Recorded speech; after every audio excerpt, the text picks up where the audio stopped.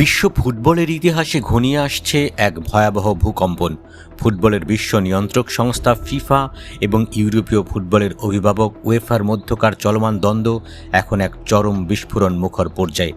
ফিফার বিতর্কিত বাণিজ্যিক পরিকল্পনা এবং প্রাইভেট ইনভেস্টরদের কাছে ফুটবলের নিয়ন্ত্রণ তুলে দেওয়ার ষড়যন্ত্রের প্রতিবাদে এবার এক ঐতিহাসিক ও কঠোর অবস্থান নিয়েছে ইউরোপ।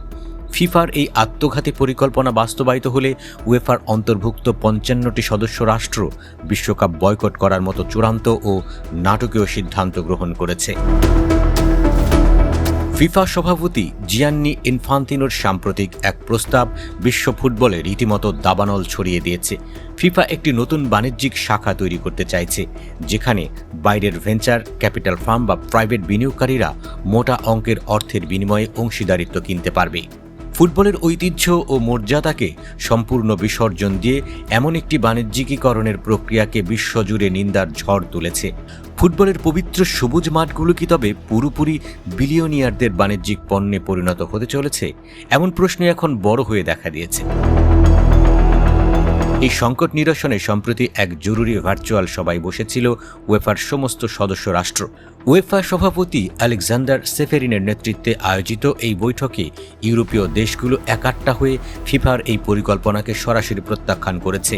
বৈঠক শেষে অত্যন্ত কড়া ভাষায় জানানো হয়েছে যে বিশ্বকাপ কোনো বিনিয়োগের পণ্য নয়। প্রজন্মের পর প্রজন্ম ধরে তিল তিল করে গড়ে ওঠা এই মহা আসর কোনোভাবেই বহিরাগত কোনো ব্যবসায়িক শক্তির কাছে বিক্রি করা যাবে না।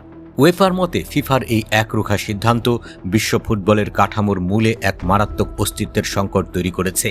এদিকে ফিফা সভাপতি ইনফান্তিনো নিজের পরিকল্পনা বাস্তবায়ন করতে মরিয়া হয়ে বিভিন্ন দেশের ফুটবল ফেডারেশনের সামনে ডলারের থলে নিয়ে হাজির হয়েছেন।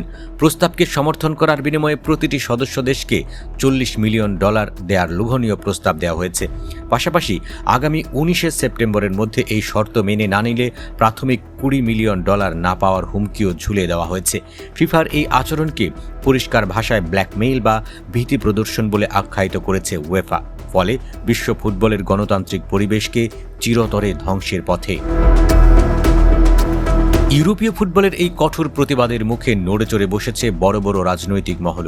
যুক্তরাজ্যের সংস্কৃতি মন্ত্রী লিস ন্যান্ডি সাফ জানিয়ে দিয়েছেন যে ফুটবল কোনো ধনকুবেরের সম্পত্তি নয়, এটি সাধারণ মানুষের এবং ভক্তদের।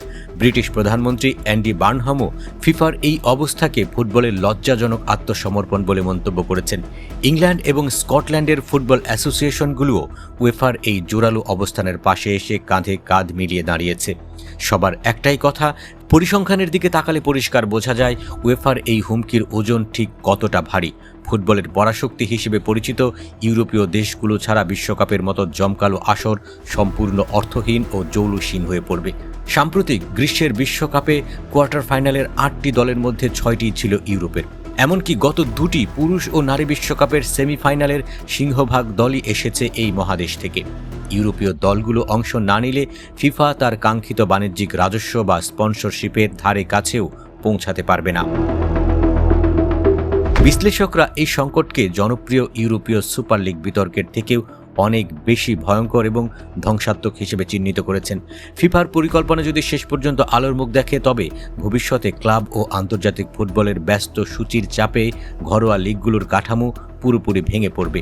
অতিরিক্ত ম্যাচ ও বাণিজ্যিক লাভের কবলে পড়ে খেলোয়াড়দের শারীরিক অবস্থা এবং ফুটবলের মূল সৌন্দর্য চিরতরে হারিয়ে যাবে। ফুটবল তখন আর কোনো সুন্দর খেলা থাকবে না, বরং তা বড় বড় কর্পোরেট প্রতিষ্ঠানের লাভ ক্ষতির খাতায় বন্দী হয়ে পড়বে। বিশ্ব ফুটবল এখন এক ঐতিহাসিক চৌরাস্তায় দাঁড়িয়ে রয়েছে। আগামী সেপ্টেম্বর মাসের শেষ সীমা ঘনিয়ে আসার সঙ্গে সঙ্গেই ফুটবলের ময়দান আরও বেশি উত্তপ্ত হয়ে ওঠার অপেক্ষায় রয়েছে। ফিফা কি তাদের আর্থিক প্রলোভন ও অনড় অবস্থান থেকে সরে দাঁড়াবে, নাকি ইউরোপের বয়কটের হুমকির মুখে বিশ্ব ফুটবল এক নজিরবিহীন ও দীর্ঘমেয়াদী বিভাজনের শিকার হবে? এখন সেটাই দেখার বিষয়। ফুটবলের ভবিষ্যৎ ইতিহাসের সবচেয়ে বড় বাকবদলের মুখোমুখি দাঁড়িয়ে, যা যে কোনো মুহূর্তে বিশ্ব ক্রীড়াঙ্গনকে চিরতরে বদলে দিতে পারে।